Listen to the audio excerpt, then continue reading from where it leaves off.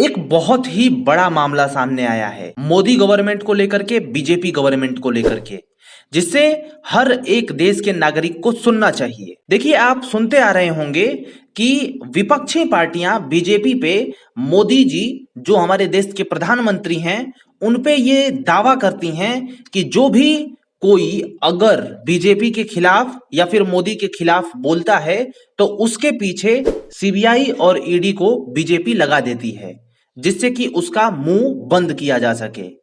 इसी मुद्दे को 14 राजनीतिक दलों द्वारा सुप्रीम कोर्ट में याचिका डाली गई कि देखिए भाई, सुप्रीम कोर्ट देखो कि सीबीआई और ईडी का कैसे गलत इस्तेमाल हो रहा है।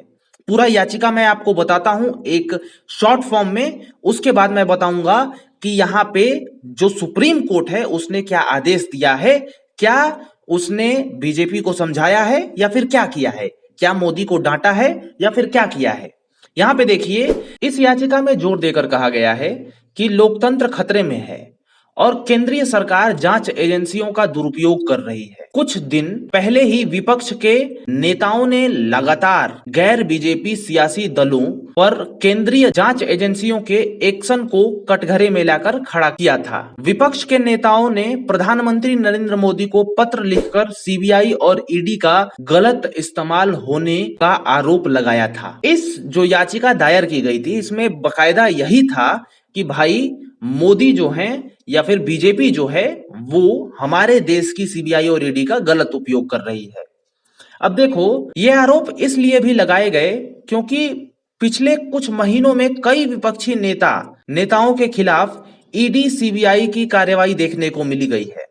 आम आदमी पार्टी के लिए तो सबसे बड़ा झटका रहा क्योंकि उनके बड़े नेता मनीष सिसोदिया को गिरफ्तार कर जेल में डाल दिया गया। सत्येंद्र जैन तो पहले से ही जेल में चल रहे हैं। आम आदमी पार्टी के अलावा पश्चिम बंगाल में शिक्षा भर्ती घोटाले में टीएमसी के कई नेताओं के खिलाफ बड़ा एक्शन हुआ है। झारखंड के मुख्यमंत्री हेमंत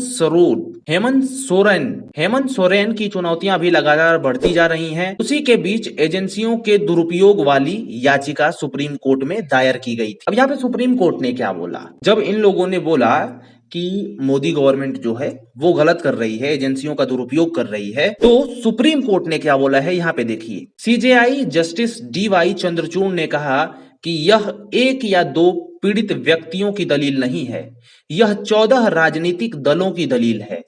क्या हम कुछ आंकड़ों के आधार पर ये कह सकते हैं कि जांच से छूट होनी चाहिए? आपके आंकड़े अपनी जगह सही हैं, लेकिन क्या राजनेताओं के पास जांच से बचने की कोई विशेष अधिकार है? आखिर राजनेता भी देश के नागरिक ही हैं। यहाँ पे कह करके ये बात सुप्रीम कोर्ट ने याचिका को हटा दिया है और राजनेताओं को याचिका वापस लेनी पड़ी है। अब यहाँ पे बात यही सामने आती है कि सपोज करिए कि कोई भी सरकार हो, कोई भी हो, आपके खिलाफ कोई गलत एक्शन लेता है, ठीक है, वो अदालत में एक्शन जाता है, वो सिद्ध ही नहीं कर पाएगा कि आप गलत थे, ठीक है।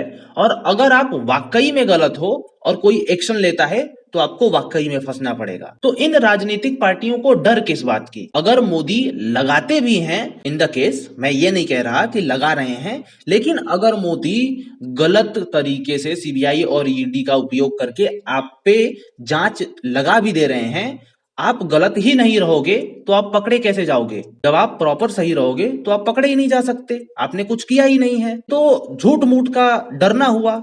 और यदि आप डर रहे हो इतने बड़े राजनेता होकर के, तो मुझे लगता है कि कहीं ना कहीं झोल झपाटा है। अब आप लोग हमें बताइए कि क्या एक्चुअल में झोल झपाटा है या फिर क्या है? मुझे तो ऐसा ही लग रहा है अगर मैं इस केस को पूरा स्टडी कर रहा हूं। आप अपना ओपिनियन दीजिए हमारे साथ। नमस्कार।